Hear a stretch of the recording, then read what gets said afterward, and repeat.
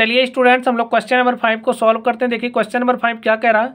वह अनुपात ज्ञात कीजिए जिसमें बिंदुओं A 1 -5 और B -4 5 को मिलाने वाले रेखाखंड को x अक्ष से विभाजित करता है। इस विभाजन बिंदु के निर्देशांक भी ज्ञात कीजिए। तो चलिए हम लोग इसको सॉल्व करते हैं। हमारे पास बिंदु क्या है, A है, तो हम लोग लिख लेते हैं। और A बिंदु का निर्देशांक क्या है, 1 - 5। और दूसरा बिंदु B कुछ इस तरीके से है। और ये जो बिंदु B है इसका निर्देशांक क्या है, -4 5 है। और इस बिंदुओं को मिलाने से, इन बिंदुओं को मिलाने से हमारे पास क्या बन रहा है, एक रेखाखंड बन रहा है। और ये जो रेखाखंड बन रहा है एक किससे विभाजित हो रहा है, x अक्ष से विभाजित हो रहा है। x अक्ष से रेखाखंड विभाजित हो रहा है, कुछ इस तरीके से यहाँ पे विभाजित हो रहा है। और ये जो विभाजन बिंदु है इसके निर्देशांक को हमें कैलकुलेट करना है। तो हम मान ले रहे हैं ये जो हमारा निर्देशांक क्या है, P ऑफ एक्स वाई है। यहाँ पे देखिए बिंदु क्या है, P ऑफ एक्स वाई है। और ये जो विभाजन बिंदु है एक किस अक्ष पे, x अक्ष से विभाजित करता है। तो इसलिए जो यहाँ पर y है, y इक्वल टू क्या हो जाएगा, 0। x अक्ष पर y का जो वैल्यू होता है कितना होता है, 0। तो इसलिए इस बिंदु का निर्देशांक हमारे पास क्या हो जाएगा, P x 0 हो जाएगा। चलिए अब हम लोग इसको सॉल्व करते हैं। सॉल्यूशन, यहाँ पे P x 0 क्यों हो रहा है आप लोग समझ गए होंगे। तो हम लोग मानेंगे, माना वह बिंदु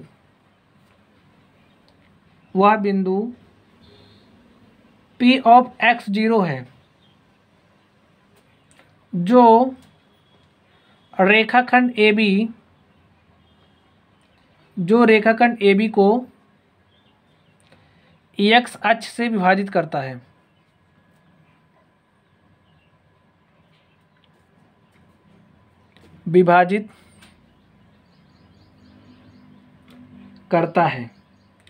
और यहाँ पे देखिए हमसे क्या कहा जा रहा है, यहाँ का ये जो विभाजन का अनुपात है हमें ये भी बताना है कि ये जो बिंदु है इसको और इसको किस अनुपात में विभाजित कर रहा है। तो हम लोग ये भी मान लेते हैं।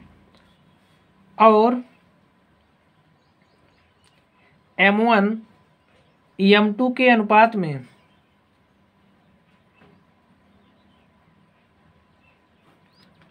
में विभाजित करता है।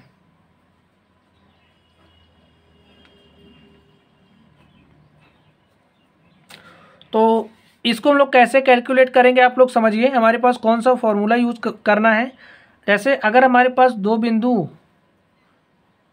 A B कुछ इस तरीके से हों और इनका हमें निर्देशांक पता हो,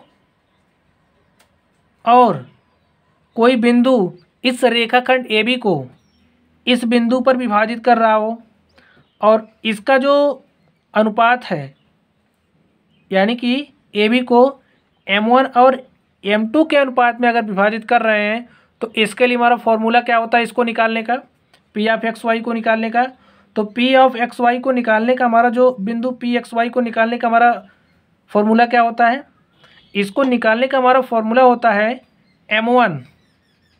आप लोग फॉर्मूला याद कर लीजिए, M1 x2 plus M2 x1 upon में M1 प्लस M2। और यहाँ से क्या हो जाएगा, M1 y2 plus M2 y1 upon में M1 प्लस M2। ये हमारा फॉर्मूला होता है और हम लोग इसी फॉर्मूले का यूज़ करके इसको हल करने वाले हैं। तो आप लोग फॉर्मूले में वैल्यूज़ को रख दीजिए। तो चलिए हम लोग यहाँ पे रखते हैं। हमारा जो पॉइंट है, देखिए पॉइंट क्या है, P ऑफ x 0। तो हम लोग यहाँ पे रख देंगे P हमारा कितना है, x 0 है। चलिए हम लोग वैल्यूज़ को रखते हैं। फॉर्मूला क्या है, M1 x2। तो M1 हमारा कितना है, M1 हमने माना हमारा M1 ही है, तो यहाँ पे M1 रख देते हैं। x2 कितना है, x2 आप लोग देखिए, x2 है हमारा -4।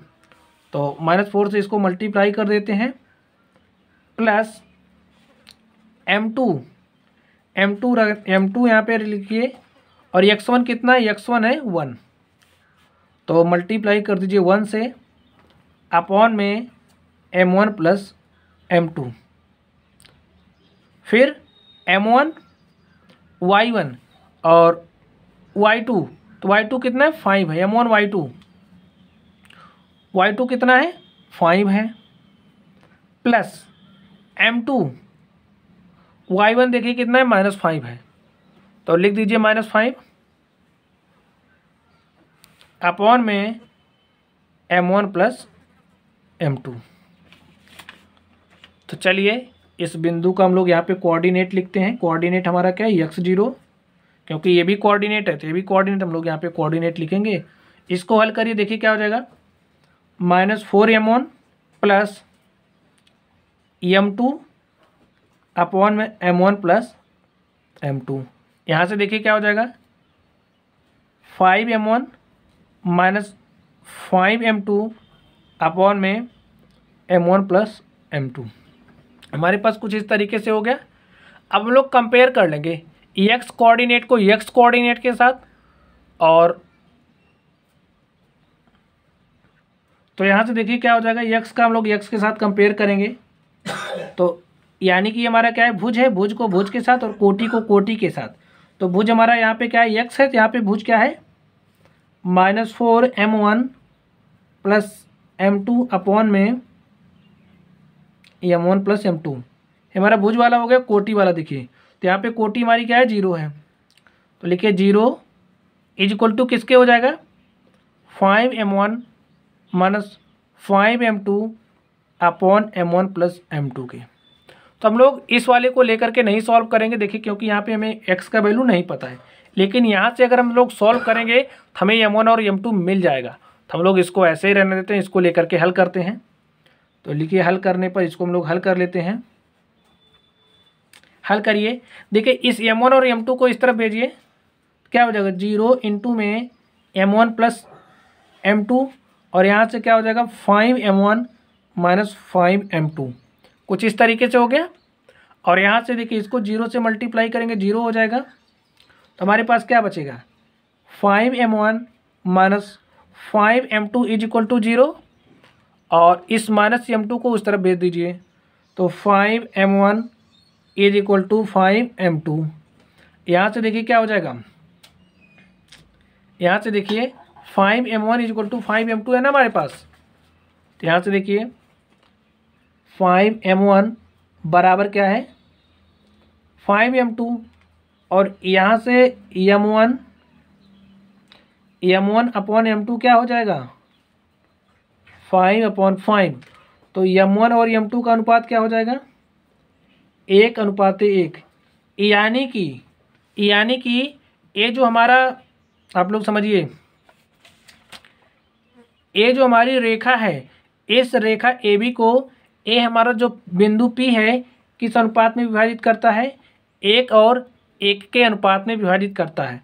तो यहाँ से हमारा m1 बराबर क्या हो जाएगा 1, और m2 बराबर क्या हो जाएगा 1, और इस m1 और m2 का मान हम लोग इसमें रख देंगे। देखिए हमारे पास ये जो आया है इसको हम लोग मान लेते हैं समीकरण नंबर 1। तो लिखिए m1 और m2 का मान, m1 और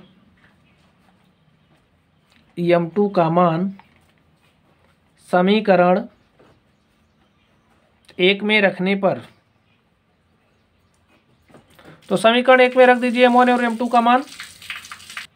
तो देखिए हमारा समीकरण नंबर 1 है, इसमें हम लोग m1 और m2 का मान रखेंगे। m1 और m2 हमारे पास कितना है, देखिए यहाँ से हमारा m1 इक्वल टू 1, m1 बराबर m2 हो जाएगा, और क्या हो जाएगा m1 बराबर m2 बराबर 1, यानी कि m1 बराबर 1 है, m2 बराबर 1 है। तो यहाँ पे m1 और m2 का मान रखेंगे, तो रख दीजिए। देखिए हमारे पास x क्या हो जाएगा, -4 इंटू में 1 प्लस 1 अपॉन में 1 प्लस 1। इसको हल करिए, -4 इंटू में 1 तो -4, और यहाँ से +1 अपॉन में 2, और इसको हल करके लिखिए -4 + 1 -3, और -3 अपॉन 2। तो यहाँ से हमारे पास x इज इक्वल टू क्या आ गया, x इज इक्वल टू हमारे पास आ चुका है -3/2। इस x की वैल्यू को हम लोग देखिए यहाँ पे रखेंगे। यहाँ पे देखिए यहाँ पे हम लोग x की वैल्यू रखेंगे क्या, -3/2 इंटू में 0। तो यानी कि जो हमारा बिंदु P है, बिंदु P का निर्देशांक क्या आ चुका है, -3/2 0, और इसका जो अनुपात आ रहा है 1 और 1 आ रहा है। तो लिखिए, लिख लीजिए, अतः वह बिंदु P हमारा क्या है, बिंदु P क्या हो गया, -3/2 0, यही हमारा बिंदु आया है, -3/2 x एक्सिस पे और y एक्सिस पे 0। अतः वह बिंदु P -3/2 0 रेखा AB को, रेखाखंड AB को